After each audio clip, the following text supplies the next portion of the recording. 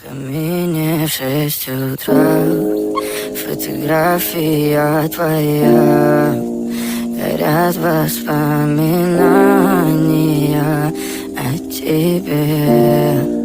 У камина в 6 утра, разбитая душа.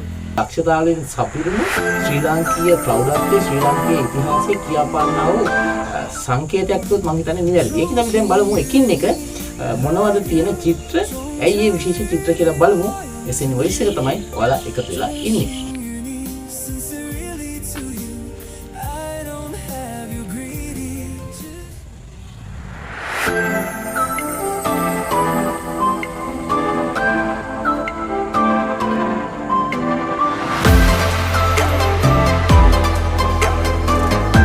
Voice එක අපි අවිත් ඉන්නේ පනාවිටි අම්බලම් බලන්න කියලා. ඉතින් ඔයාලා දන්නවනේ ආගන්තුක සත්කාර අතින් ලංකාව කියන්නේ මහා පොහොසත් රටක් කියලා. ඉතින් පනාවිටි අම්බලමේ කැටයම්බලක් තියෙනවා ආගන්තුක සත්කාර කියන කැටයම. පේනව නේද යාළුවනේ මේ කැටයමේ තියෙනවා මේ අත් දෙක හොඳට බැඳලා තියෙන. ඒ කියන්නේ මේ කැටයමින් අපිට නිරූපණය වෙන්නේ මේ ක්‍රීඩකයන්ගේ නම්‍යශීලීත්වය සහ සංයමය. විශේෂත්වය අඳුරගෙන මේ විදිහට මේ අපි හැමෝටම බලා ගන්න පුළුවන් විදිහට මේ අම්බල මේ විදිහට සංරක්ෂණය කරලා තියෙනවා. අපි කලින් ගානේ පනාවිටි අම්බලම ගැන ඉතිහාසයේ ස්ථානයක් කියලා.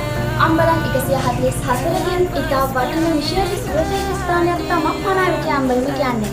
ඉතින් පනාවිටි අම්බලම් වගේම තවත් අම්බල රාශියක් ඉන්නලේ ප්‍රතිකාරලා ඔරිය සදාලා.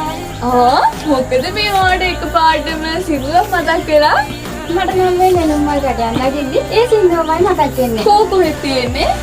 ඇයි මේ තියෙන්නේ? මංගේ දැන් අපි කැටයම් ගැන බැලුවානේ දැන් බලන්න කොහොමද පේනවද මේ ලස්සනට උඩු සවි කරලා තියෙනවා. මේ වගේ දෙයක් බලන්න ඔයාලා අනිවාර්යෙන්ම මෙතෙන්ට එන්න. අනිවාර්යයෙන්. හොයලා පේනවද ඒ නිකන් පොල්ලස්සක් හැඩයට තමයි මේ කුළු සවි කරලා තියෙන්නේ. ඔයෙත් නෑනේ මේක. නමුත් ඒක තියෙන්නේ ලංකාවේ පනාවිටිය අම්බලමේ විතරයි. පාසල් ළමයි හොඳ වැඩක් නේද? හරිම දෙකක්ද? එන පාසලේ යන ඔබ, තරුණ ඔබ, වැඩිහිටි ඔබ, මහලු ඔබ බලන්න ඕන කැටයමක් තමයි මේක. මොකද කැටයම?